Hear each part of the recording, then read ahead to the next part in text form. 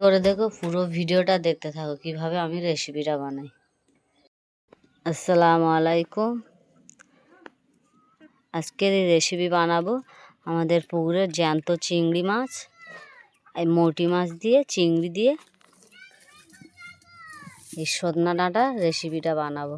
একদম নরম ডাঁটাটাকে আমি বেছে কুটে পরিষ্কার করে নেবো। চিংড়ি মাছগুলো বেছে কুটে পরিষ্কার করে ধুয়ে নেব। পুরো ভিডিওটা দেখতে থাকো কিভাবে আমি বানাই। কড়া গরম হয়ে গেছে, পেঁয়াজটা দিয়ে দেবো।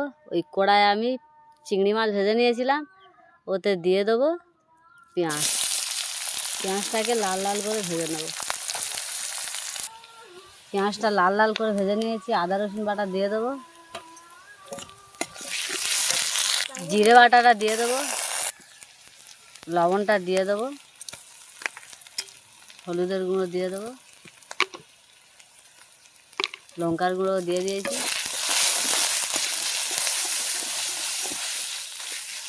অল্প একটু পানি দিয়ে মশলাটাকে কষিয়ে নেব।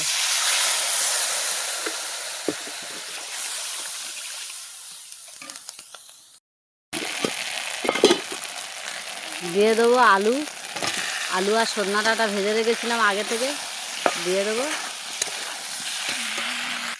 ঝোলের পানিটা দিয়ে দেবো।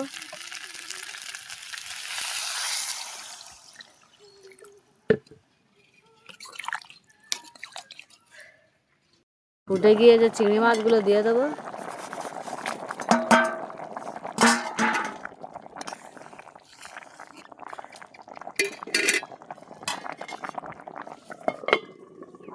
হয়ে গেছে, ঢেলে নেব। কত সুন্দর রেসিপির কালারটা হয়েছে। আমার রেসিপি কমপ্লিট। আমি যেইভাবে সজনার ডাঁটা দিয়ে চিংড়ি, পুকুরে টাটকা চিংড়ি দিয়ে রেসিপিটা বানিয়েছি, ওইভাবে বানিয়ে ট্রাই করে দেখো। আমি মৌটি মাছের যে মৌটি মাছটাও দেবো বলছিলাম, মৌটি মাছটাও দিইনি, শুধু চিংড়ি দিয়ে আলু দিয়ে সজনার ডাঁটা দিয়ে রেসিপিটা বানালাম। তোমরা একবার বানিয়ে ট্রাই করে দেখো, খুব ভালো লাগবে।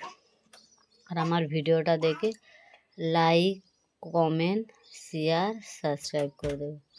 আসসালামু আলাইকুম, আল্লাহ হাফেজ।